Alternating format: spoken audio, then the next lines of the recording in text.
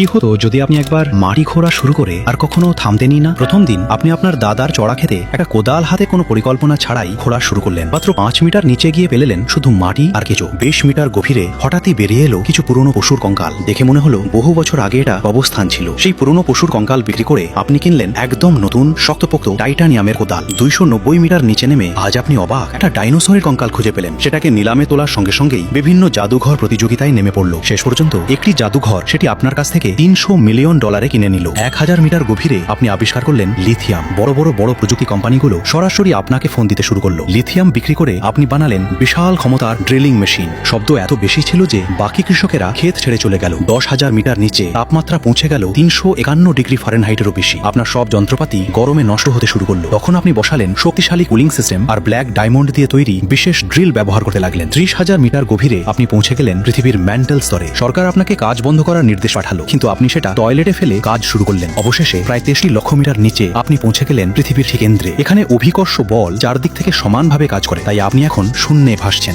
আপনার কাছে কোটি কোটি টাকা থাকা সত্ত্বেও খরচ করার উপায় নেই।